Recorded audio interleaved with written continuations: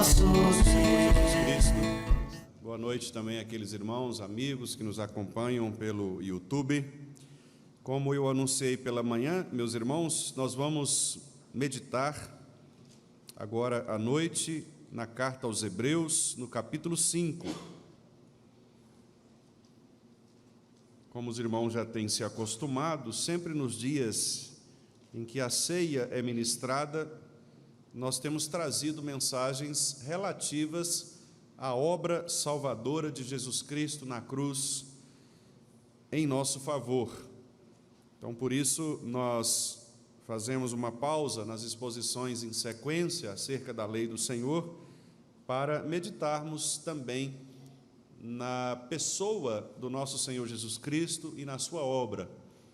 E agora à noite, então, nós vamos meditar neste trecho do capítulo 5 de Hebreus, do versículo 1 ao versículo 10. Eu convido os irmãos para acompanharem a leitura da santa palavra do nosso Senhor, que vai nos ensinar nesta noite acerca de Jesus Cristo como o sumo sacerdote perfeito, aquele que nos representa diante de Deus em todas as coisas. Vamos ler como diz o Espírito Santo do Senhor. Porque todo sumo sacerdote, sendo tomado dentre os homens, é constituído nas coisas concernentes a Deus, a favor dos homens, para oferecer tanto dons como sacrifícios pelos pecados, e é capaz de condoer-se dos ignorantes e dos que erram, pois também ele mesmo está rodeado de fraquezas. E por esta razão deve oferecer sacrifícios pelos pecados, tanto do povo como de si mesmo. Ninguém, pois, toma esta honra para si mesmo, senão quando chamado por Deus, como aconteceu com Arão. Assim, também Cristo a si mesmo não se glorificou para se tornar sumo sacerdote, mas o glorificou aquele que lhe disse: Tu és meu filho, eu hoje te gerei. Como em outro lugar também diz: Tu és sacerdote para sempre, segundo a ordem de Melquisedeque. Ele, Jesus, nos dias da sua carne, tendo oferecido com forte clamor e lágrimas, orações e súplicas, a quem o podia livrar da morte, e tendo sido ouvido por causa da sua piedade, embora sendo filho, aprendeu a obediência pelas coisas que sofreu, e tendo sido aperfeiçoado, tornou-se o autor da salvação eterna para todos os que lhe obedecem, tendo sido nomeado por Deus sumo sacerdote, segundo a ordem de Melquisedeque. Vamos orar, meus irmãos? Querido Deus, mais uma vez a Tua palavra está aberta diante de nós, pelo que nós te pedimos que o Teu Santo Espírito possa atuar em nossos corações, para que possamos entender, ó Pai, com clareza, a mensagem do Senhor para as nossas vidas, e que não apenas, ó Deus, aprendamos detalhes a respeito deste texto, que é riquíssimo, mas que também possamos dispor os nossos corações a vivermos a verdade que este texto apresenta, porque este é o objetivo do Senhor ao nos revelar a Tua palavra, fazer com que sejamos ainda mais obedientes a Ti em todas as coisas. Por isso, Senhor, dá-nos graça nesta noite, para que possamos aprender de Tua palavra e dispor os nossos corações para vivermos a Tua palavra com humildade, santo temor, crendo que o Senhor mesmo é quem nos capacita para sermos cada vez mais obedientes a Ti. Nós te pedimos, ó Deus, esta bênção, em nome de Jesus Cristo, nosso Senhor. Amém.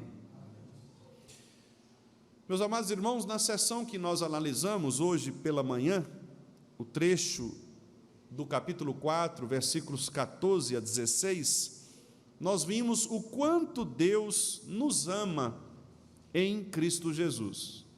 E Ele nos ama de tal maneira que Ele designou o Seu Filho unigênito, a quem Ele chama de amado, para ser o nosso único representante perfeito, para assumir totalmente as nossas fraquezas e insuficiências, e para nos fazer dignos diante dele mesmo, que é perfeito. Deus, neste seu propósito, permitiu que Cristo entrasse definitivamente no céu, por isso nós vemos, ele penetrou os céus, depois de ter cumprido a sentença de morte por causa do pecado, ele foi à cruz e morreu, a fim de se tornar o primeiro homem a merecer, pelas suas obras, a eternidade. E assim, após ter se tornado merecedor, o único merecedor de toda honra e glória, depois de ter obtido o direito de acesso ao trono da graça, ele então se dispõe voluntariamente a carregar, juntamente consigo, todos quantos creem no seu nome e também todos aqueles que entregam a ele todas as suas ansiedades, todas as suas fadigas, e por isso, desfeitos de suas justiças próprias, de seus méritos pessoais, estes então descansam em Cristo em suas próprias fraquezas.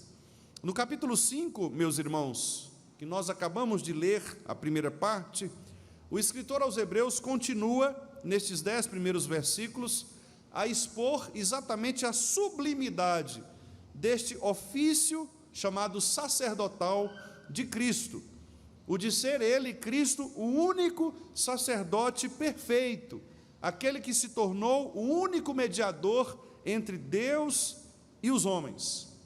Num artigo publicado por André Kieffer Silva, um mestre em ciências da religião, pela PUC São Paulo, ele afirmou o seguinte, abre aspas, a base doutrinal de toda religião evidencia o culto e a presença de Deus em suas múltiplas formas.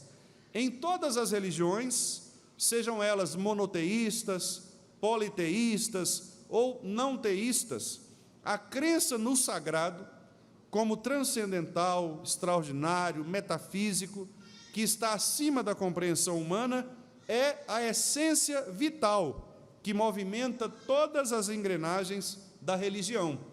O rito, o culto, a devoção pessoal e coletiva são formas de aproximação do indivíduo com o sagrado. Isso salienta, termina Silva, a grande importância que as religiões possuem como mediadoras entre o ser humano e o divino, e elas cumprem, então, este papel de inúmeros modos. Meus irmãos, por essa razão, a figura do mediador é algo fundamental em todo o sistema religioso. E há muitos mediadores que os homens tentam criar para si, a fim de não encararem Deus de maneira direta, em razão exatamente do temor que esses homens têm da justiça e do juízo de Deus.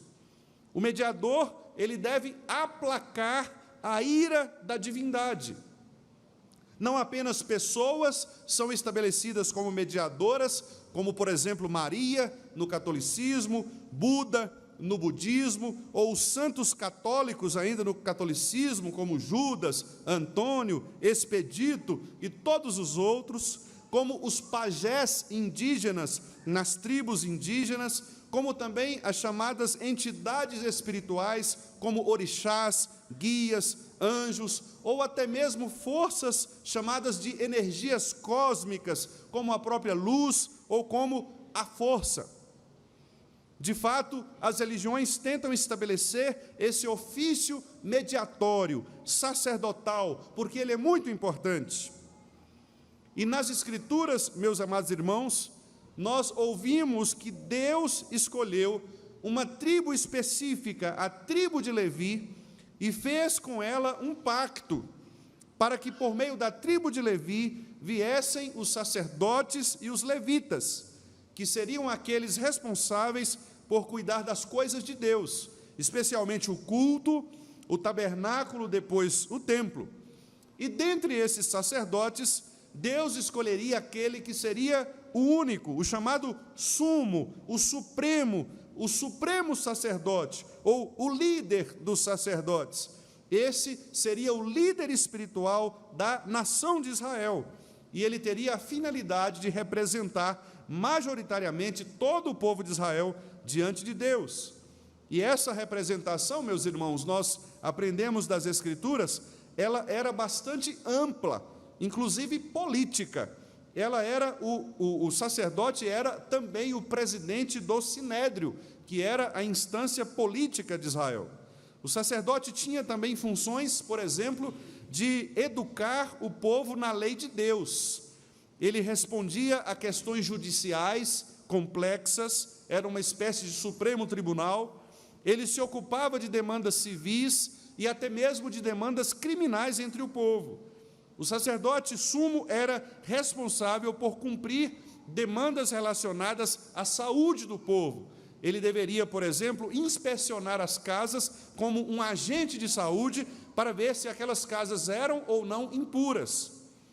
O sacerdote era também procurado por pessoas desesperadas com os seus pecados e que queriam alcançar graça e perdão divino. Eram muitas as funções. Por exemplo, eles tomavam conta do tabernáculo, Números 18, cobriam os objetos sagrados do santuário antes da sua remoção, Números 4, eles ofereciam o sacrifício, Levítico 1 a 6, eles acendiam e conservavam em ordem as lâmpadas do santuário, Êxodo 27, Levítico 24, conservavam sempre aceso o fogo do altar, Levítico 6, eles eram responsáveis por queimar o incenso, Êxodo 30, eles também colocavam e removiam os pães da proposição, Levítico 24, ofereciam os primeiros frutos, Levítico 23, eles abençoavam o povo, Números 6, 23, purificavam os imundos, Levítico 15, decidiam casos de ciúmes entre as pessoas, Números 5, decidiam casos de lepra, Levítico 13, julgavam casos de controvérsias, Deuteronômio 17, ensinavam a lei, Deuteronômio 33, tocavam as trombetas em várias ocasiões, como Isaías 6, por exemplo, transportavam a arca, Josué 3, de 6 a 17, encorajavam espiritualmente o povo para irem à guerra, Deuteronômio 20, avaliavam o culto do Senhor, Levítico 27, e finalmente, na minha lista breve, tinham de viver do altar, visto que não possuíam herança, eles dependiam, portanto, do sustento do povo de Deus, conforme Deuteronômio 18 e também 1 Coríntios 9, 13, em que Paulo faz esta referência. Nesta época, meus irmãos, em que a epístola aos Hebreus foi escrita, provavelmente antes dos anos 70 depois de Cristo, não era muito clara para aqueles irmãos a referência a Cristo como sendo o sumo sacerdote, o mediador, porque, ao que tudo indica, o templo ainda estava de pé, e Jerusalém, até aqui, não havia sido destruída, porque ela será destruída em 70, e havia ainda estabelecido o sumo sacerdote, ele estava em exercício. Então, não parecia muito simpática, nem mesmo muito política, a ideia de se pregar outro sumo sacerdote no lugar daquele que já existia e que exercia em plenitude as suas funções. Cristo como rei e profeta parecia fazer mais sentido do que Cristo como sacerdote. Além do mais, meus irmãos, Jesus era da tribo de Judá e não da tribo de Levi. Mas Davi também não era da tribo de Levi quando foi colocado, por exemplo, sobre o trono. Davi inaugurou, nós sabemos disso pelas Escrituras, o que posteriormente seria atribuído a Jesus Cristo, pois ele veio, Cristo, para ser o sacerdote perfeito. E esse, então, é o objetivo do escritor aos Hebreus, especialmente a partir deste capítulo, é exaltar Jesus Cristo como sobre todo sacerdócio étnico, humano, regional, e afirmar que não existe nenhum outro sacerdote que possa representar perfeitamente o povo diante de Deus, senão Ele mesmo, Cristo, o Messias. E o escritor aos Hebreus, então, meus irmãos, apresenta Jesus Cristo como homem. Observem no versículo 1 do capítulo que lemos, quando o escritor diz: porque todo sumo sacerdote, sendo tomado dentre os homens. Essa era uma exigência do pacto, da aliança. E Cristo segue rigorosamente essa especificação. Por isso, ele nasceu de mulher. Cristo era humano. Ele se tornou homem, habitou entre nós, ele se fez carne, a fim de experimentar as angústias humanas, para saber o que é sofrer e para nos representar perfeitamente. O sacerdote humano também, conforme o versículo 2, é capaz de condoer-se dos ignorantes e dos que erram. Cristo também, meus irmãos, por ter sido feito homem, sabe sentir a dor daqueles que pecam e desejam se restaurar diante do Pai.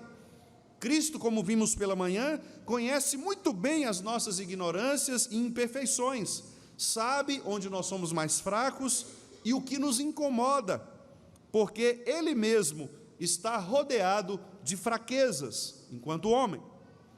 Cristo não pecou, nós vimos pela manhã, mas Ele conviveu com pecadores, e ao final, Ele tomou sobre si todos os pecados na cruz, daqueles a quem Ele representava. Por isso o escritor diz que o sumo sacerdote é escolhido de entre os homens, para servir os homens. O versículo 1 afirma que o sacerdote é constituído nas coisas concernentes a Deus, observem, a favor dos homens. Isso significa dizer que um homem era escolhido para servir aos outros homens, um por todos. Essa é a lógica, um por todos. Cristo, portanto, como sumo sacerdote perfeito, ele assumiu sobre si todos os pecados das pessoas que lhe foram dadas por Deus, para servir a elas em todas as coisas. E, finalmente, como este sacerdote perfeito, Cristo deveria apresentar-se, Ele próprio, como sacrifício pelos pecados, como está no versículo 1, a parte C, para oferecer tanto dons como sacrifícios pelos pecados. Cristo serviu, meus amados irmãos, de coração as pessoas.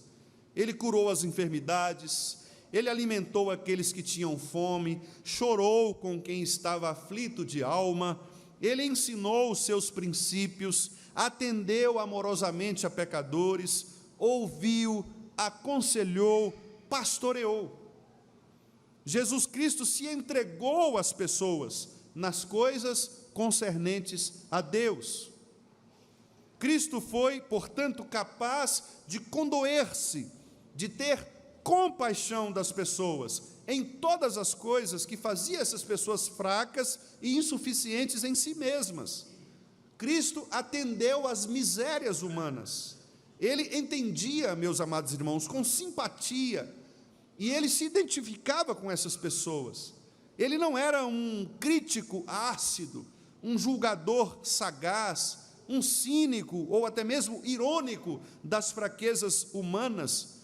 Ele não fazia muxoxo, zombaria dos erros das pessoas, mas ao contrário disso, ao vê-las no pecado, ele se compadecia delas. Até mesmo naquele momento da cruz, ele foi capaz de orar: Pai, perdoa-lhes, porque não sabem o que fazem. Por isso, meus irmãos, Cristo, ele assumiu sobre si esta condição de servir as pessoas. E de todas as coisas que os sacerdotes antes de Jesus podiam fazer, uma delas, meus amados irmãos, era impossível aos homens: perdoar pecados. Eles ofereciam sacrifícios a Deus por si mesmos e pelos pecados do povo, mas os sacerdotes não podiam, eles mesmos, perdoar pecados. Mas Jesus Cristo, meus irmãos, para além de fazer tudo o que os sacerdotes humanos fizeram, Ele pôde E Ele pode, somente Ele pode, perdoar pecados, porque Ele veio para salvar o seu povo dos pecados deles, conforme Mateus 1, 21. E Cristo não pecou, por isso Cristo não faz penitência por si mesmo. Ele não pecou, e por isso Ele nunca ofereceu qualquer animal como sacrifício, mas Ele ofereceu a si mesmo, o Cordeiro de Deus, que tira o pecado do mundo, Ele próprio. Por isso, meus amados irmãos, Cristo é maior que Arão, e maior que qualquer outro sacerdote.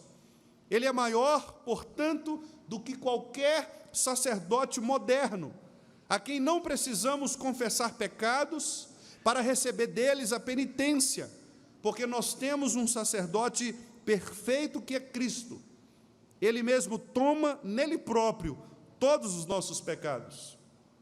Por isso, você não precisa confessar a um sacerdote humano, porque Cristo é o sumo sacerdote acima de todo o sacerdócio humano.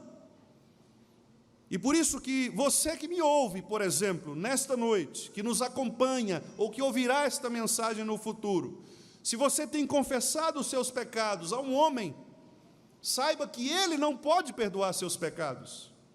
Cristo pode. Portanto, é inútil qualquer confissão que se faça a um homem. Os sacerdotes humanos não julgavam os pecados, mas ofereciam sacrifícios por eles próprios. Cristo não julga pecados, mas oferece a si mesmo como sacrifício por aqueles a quem Ele amou antes dos tempos eternos. Nós aprendemos, meus amados irmãos, nas Escrituras, que Cristo foi exaltado por Deus para ser esse sumo sacerdote perfeito. Cristo não veio por determinação própria, mas Ele foi o cumprimento da determinação do próprio Pai. Ele não se fez sacerdote por Ele próprio, como alguns se fazem sacerdotes. Deus foi quem estabeleceu o seu Filho para ser esse sacerdote perfeito, de uma ordem maior, para além dos levitas, a chamada ordem de Melquisedeque.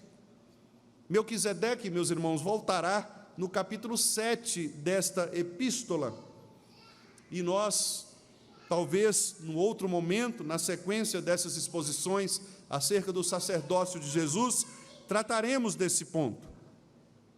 Por isso, não precisam se preocupar agora com esta resposta. Com a graça de Deus, nós traremos sobre Melquisedeque um pouco à frente. Mas apenas para mencionar um aspecto.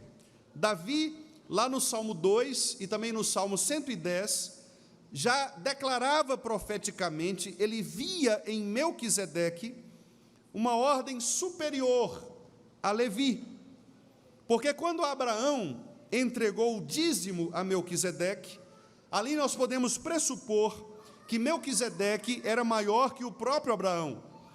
Porque é óbvio que ninguém paga dízimos a quem é menor, mas a quem é maior, a quem é senhor. Então, a semelhança de Melquisedeque, que era maior do que os demais sacerdotes, Cristo também é tomado agora e referido agora como aquele que é também maior do que todos os sacerdotes, do que todos os demais sacerdotes já instituídos pelos homens. Cristo é o sumo sacerdote perfeito, que veio, meus irmãos, para se oferecer pelo seu povo. Em Hebreus capítulo 5, aqui que nós lemos, no versículo 7, nós podemos ver esta referência do autor dizendo que Cristo, nos dias da sua carne, tendo oferecido, Cristo se ofereceu. E o que Cristo fez, meus irmãos? Diz o texto que ele orou. Observe o versículo 7. Com forte clamor e lágrimas, orações e súplicas. O texto, portanto, nos mostra que Cristo orou várias vezes. Orou por si mesmo e orou pelo seu povo, e ainda ora por nós. Cristo, meus amados irmãos, foi piedoso. Ele se aproximava do Pai com gratidão e devoção. Por isso, naquele momento mais excruciante, Cristo foi capaz de orar ao Senhor, dizendo: Pai, se possível, passa de mim este cálice, contudo, faça-se a tua vontade. Ele foi obediente, meus irmãos, em todas as coisas, a Deus, obediente ao seu Pai. E por isso nós, filhos, devemos ser obedientes aos nossos pais, porque Cristo, nosso Senhor, foi obediente ao seu Pai. Cristo, que é o modelo de todas as coisas. E por isso, aqui no versículo 8, nós lemos que, embora sendo filho, ele aprendeu a obediência pelas coisas que sofreu. O texto aponta para o fato, meus irmãos, de que o sofrimento humano, o sofrimento na carne, experimentado por Jesus Cristo, serviu para aperfeiçoar Jesus Cristo. Ele sofreu, mas sofreu não para se vitimar, ele sofreu para obedecer. Assim nós também deveríamos aprender a sofrer as coisas que sofremos, percebendo nestas coisas o mecanismo de Deus para nos corrigir, para nos tornar mais maduros e para nos aperfeiçoar. Os sofrimentos que vêm sobre nós, os crentes, não são, meus irmãos, razões para que nós nos vitimemos, para que nós sejamos murmuradores, para que nós nos consideremos talvez como vítimas da sociedade, das pessoas, de um sistema. O sofrimento que vem sobre nós é sempre a mão de Deus para nos corrigir, para nos apoiar, para nos encaminhar no caminho e para, muitas vezes, de fato, nos mostrar que Ele é Senhor sobre todas as coisas. Cristo, obediente ao Pai, como sacerdote que penetrou os céus, como aquele que deveria representar o seu povo, para salvar o seu povo dos pecados deles, ele então aprendeu a ser obediente, sofreu na sua própria carne, para que fosse aperfeiçoado. Ele sofreu para obedecer, sofreu para se aperfeiçoar, e como diz o texto do versículo 9, e tendo sido aperfeiçoado, tornou-se o autor da salvação eterna para todos os que lhe obedecem. Cristo, portanto, amados irmãos, aprendeu a nossa dor, ele experimentou nossa fraqueza, ele sentiu a nossa angústia. Por isso, ele reconhece as nossas fraquezas, ele reconhece as nossas deficiências, ele vê tudo o que nós sofremos, ele sente nas suas próprias entranhas, dentro de si mesmo, as nossas mais profundas decepções. Por isso, todo crente sabe a quem recorrer. Por isso, o apóstolo Pedro diz que nós não devemos andar ansiosos, mas lançar sobre ele toda a ansiedade, porque ele tem cuidado de nós. Cristo foi tomado de entre os homens, cheio de graça e de verdade, para viver em favor dos homens.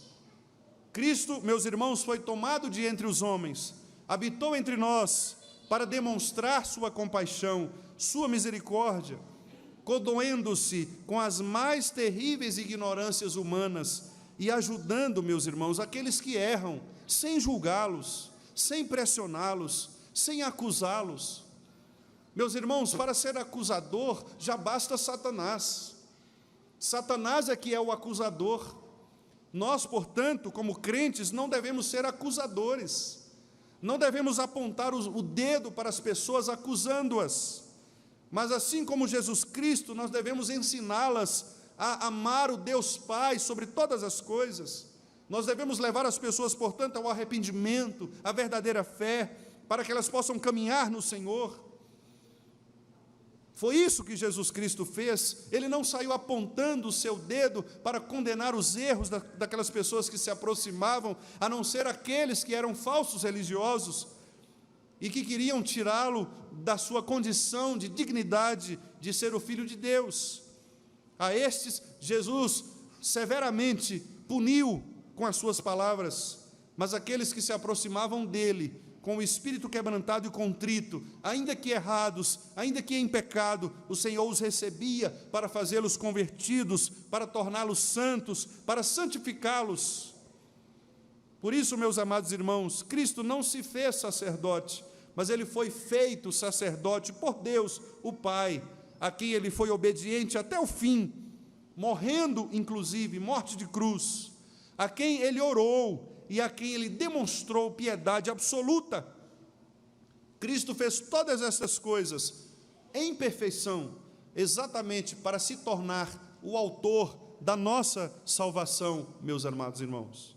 Por isso, em outras palavras, tudo isso Cristo fez perfeitamente, para que eu e vocês fôssemos, apesar de toda a nossa debilidade, apesar de toda a nossa insuficiência, que fôssemos aperfeiçoados para sempre, e nos tornássemos finalmente seu povo, um povo exclusivo, santo e glorioso, uma nação santa, um povo cuja propriedade é do Senhor, a qual ele chamou para testemunhar a virtude deste grande Salvador, Jesus Cristo, nosso Senhor.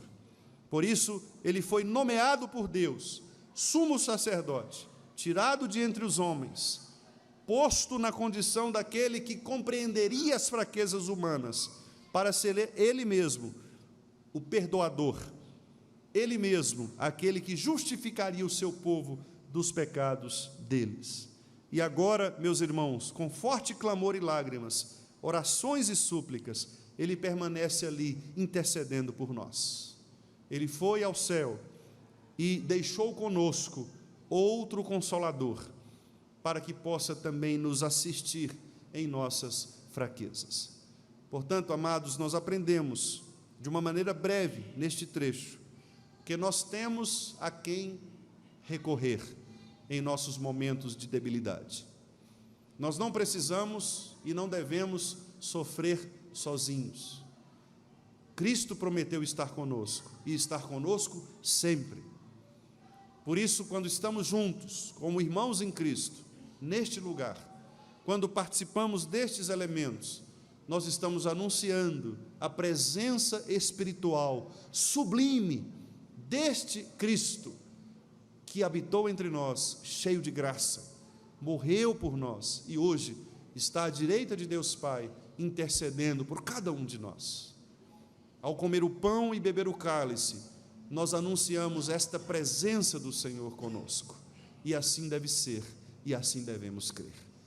Que Deus nos abençoe e nos faça cada vez mais crentes nele, para que vivamos uma vida de piedade, de devoção, de amor e de compromisso com esse Deus que nos salvou em Jesus Cristo. Vamos orar, meus irmãos, silenciosamente por alguns instantes, e logo após nós passaremos à ministração da ceia do Senhor. Quero já convidar os meus irmãos presbíteros para descermos juntos, para que possamos nos preparar para a ministração da ceia. Enquanto isso, oremos ao Senhor silenciosamente, examinando-nos a nós mesmos e colocando-nos diante de Deus, pedindo que Ele, pelo seu Espírito, nos capacite, nos alimente para vencermos todos os desafios que a vida e o nosso próprio coração nos impõem.